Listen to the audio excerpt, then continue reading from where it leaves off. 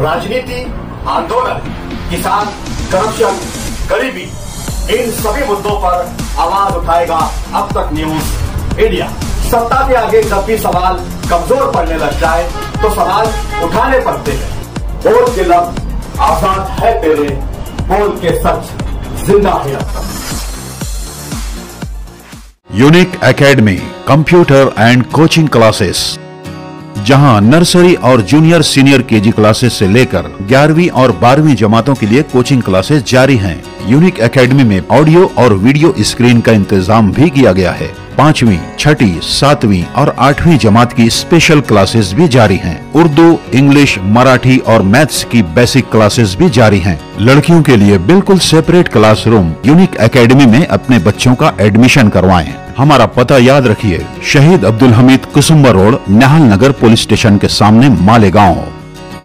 आज की जो जन अधिकार सभा यहाँ पर होने जा रही है, उसको लेकर मुस्तकिम डिग्निटी से कुछ जानकारी लेंगे कि किस तरीके के इंतजाम यहाँ पर किए गए हैं, तैयारियां कितनी हो चुकी है, और पुलिस का इंतजाम जो भी यहाँ पर डिपार्टमेंट की ओर से भी पाने की गई है, क्या उन्होंने आश्वासन दिया है, क्या कहाँ तक तैयारियां पहुंची है। ऐसा है कि अगर आप देखेंगे 4 दिन पहले तो यहाँ लगता नहीं था कि कोई प्रोग्राम भी हो सकता है, मगर हमारे पार्टी के कार्यकर्ता और पुलिस डिपार्टमेंट का सहयोग, इन दोनों ने 4 दिन में इस जगह को एक शानदार और एक तारीखी प्रोग्राम बनाने जैसा कर दिया। और आप देखेंगे प्रोग्राम की पूरी तैयारी हो चुकी है, और इंशाअल्लाह ये आज की जो सभा है, अखिलेश यादव, इकरा हसन, अबू आसिम आजमी, शान हिंद, ये सभा मालेगांव की तारीखी सभा रहेंगी, एक तारीख बनाएंगी। और इस सभा के बाद शहर जो है बदलाव चाहता है, वो आज इस सभा में दिख जाएगा। और इंशाअल्लाह आने वाले वक्त में मालेगांव शहर को 23 नवंबर को एक नया नुमाइंदा मिलेगा। क्या लगता है आपको, जिस तरीके का आपने ग्राउंड चॉइस किया है, कि कितने लोगों की यहाँ पर आने की आपको आशंका है। मेरी एक समझ है कि 50,000 लोग आएंगे, क्योंकि ख्वातीन भी मुसलसल रास्ते में हैं। शान हिंद से भी बात कर रहे हैं, हमारे कार्यकर्ता से भी, जो वो बोल रहे हैं कि यार हम भी आना चाहते, मगर हम लोगों ने ख्वातीन का प्रोग्राम नहीं रखा है। तो हमको लगता है कि जेंट्स से बहुत बड़ी तादाद में आएंगे, और हम पहले से ऐलान भी नहीं किए थे। और मेरी समझ से 50,000 लोग आएंगे। जिस तरीके की बातें शहर भर में चर्चा है कि सभा से पहले अखिलेश यादव यहाँ पर आ रहे हैं, तो सिक्योरिटी को लेकर बहुत ज्यादा जो है चिंतित है कि सिक्योरिटी की, तो उनको जेड प्लस सिक्योरिटी है। और जिस तरीके की वारदात मुंबई में बाबा सिद्दीकी पर सिक्योरिटी के बीच में हमला हो जाता है, और ऐसे पीरियड में अखिलेश यादव का मालेगांव आना, इसको सेंसिटिव शहर के तौर पर भी देखा जाता है। क्या देखते हैं? शहर का सवाल सेंसिटिव नहीं है, सवाल यह है कि जेड प्लस सिक्योरिटी है। उसके बाद बाबा सिद्दीकी का वाकया होने के बाद महाराष्ट्र में इतना बड़ा प्रोग्राम पहला होने जा रहा है, इसलिए पुलिस डिपार्टमेंट भी फिक्र कर रही है, और उनका फिक्र करना भी बराबर है, क्योंकि एक इतना बड़ा लीडर जो कौमी लीडर है, आज हिंदुस्तान की तीसरी सबसे बड़ी पार्टी का सदर है, और उसका यहाँ पर एक महाराष्ट्र में पहला प्रोग्राम बाबा सिद्दीकी के वाकये के होने के बाद, तो सिक्योरिटी रहना बराबर है, क्योंकि डिपार्टमेंट पूरे एरिए को देख रही है, समझ रही है, और सिक्योरिटी के रीजन से वो बराबर काम कर रही है। 2 पार्टियों के नेता जो आजी और माजी है, जो रनिंग है, और जो पीछे 5 साल रहे, जो शहर में अपने आप को एक बड़ा नेता कहे, उनकी न कोई एक्टिविटी, न कोई सभाएं, न कुछ, और आप एक तीसरी ताकत बनकर शहर में उभरने जा रहे हैं।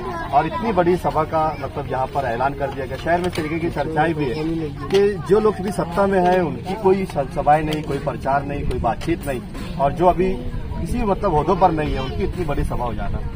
आप एक बात समझिए कि हम लोग जो है 1 साल हो गया समाजवादी पार्टी ज्वाइन किए, और आप देखेंगे कि हम पीछे जनता दल में भी थे, तो 3-4 साल से हमारे जो काम काज है, शान हिंद के, मेरे और पार्टी के जो भी वर्कर और जिम्मेदार के काम काज है, तो कहीं न कहीं ये मालेगांव शहरियान को इम्प्रेस किए।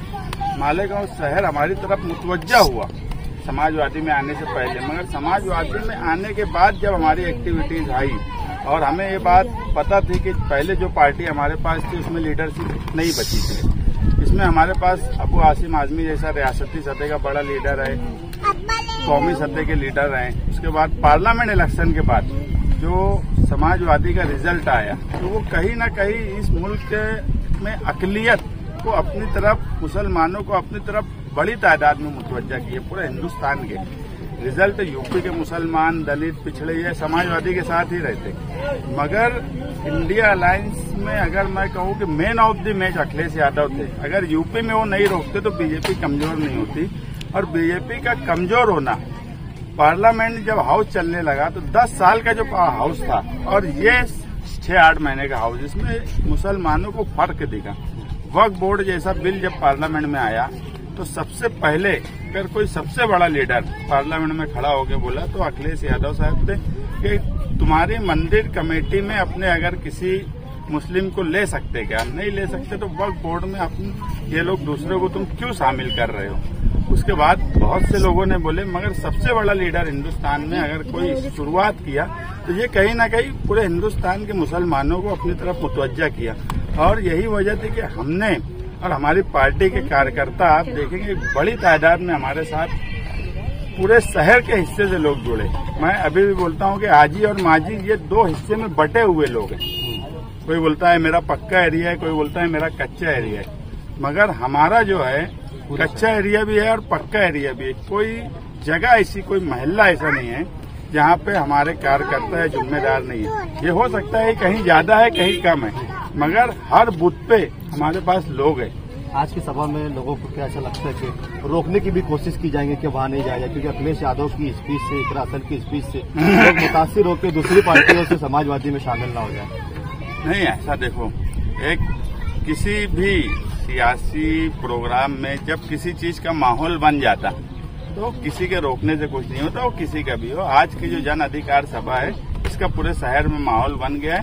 कोई रोकने की कोशिश कर भी रहा है, मीटिंग ये वो की बात कर रहा है, तो आप देखेंगे वो खुद सब डर गए हैं, कोई रोकने की भी कोशिश नहीं करेंगे। और जब अवामी लहर जब किसी प्रोग्राम या किसी सियासी कामकाज में आती है तो उसे रोकना मुमकिन नहीं हो सकता, वो कोई नहीं रोक सकता, मैं भी नहीं रोक सकता किसी और का, न कोई और। जब एक इनकलाब और एक लहर बनती है कोई मामले की तो उसको रोकना मुमकिन नहीं है किसी के भी लिए। ऐसा लगता है कि ये आपकी जो लहर बार-बार हाथ मार दे रहा है, मुफ्ती इस्माइल दिल्ली गए, कांग्रेस से मिले, शायद आपको रोकने के लिए क्या वो कांग्रेस में जाने की तरफ जा रहे हैं कि अगर वो कांग्रेस में चले जाते तो आप रुक जाते?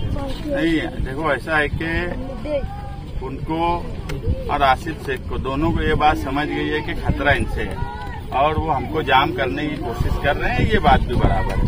मगर मैं एक बात बोलूं कि ये इनकी जमीन हिली है। आज जो मौजूदा एमएलए है इनकी जमीन पूरी तरह हिल चुकी है।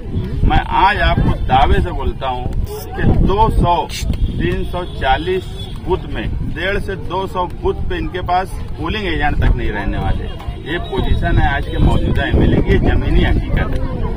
और जो ये बोला जा रहा है कि इधर उधर, अगर देखो किसी का बहुत, सब कोई बोल रहा है मेरा ये झंडा आएगा, ये डंडा आएगा, कोई के पास झंडा डंडा है, दिल्ली जा रहे हैं। हमारे ताल्लुक से इतना बोला जा रहा है कि हम तो अलायंस में हैं, यहाँ कांग्रेस पार्टी की सीट है सेटिंग, मगर उसके बाद भी तुम कहीं ये नहीं सुने होंगे कि समाजवादी के लोग कहीं और गए या कहीं और आए। तो हमको हमारी ताकत पे पूरा भरोसा है, इनको इनकी ताकत पे नहीं भरोसा, इसलिए ये जाम कर रहे हैं, ये इसीलिए जाम करना चाह रहे हैं हमको। मैं क्या बोला, सबसे ज्यादा तो हमको फिक्र होना चाहिए कि हमको सीट मिलेंगी नहीं मिलेंगी। अलायंस में कई पार्टियां हैं, यहाँ शिवसेना भी है, शरद पवार की भी पार्टी है। इशारा दे दिया ना अखिलेश यादव यहाँ आके, मतलब शहर समझदार है, समझ गया।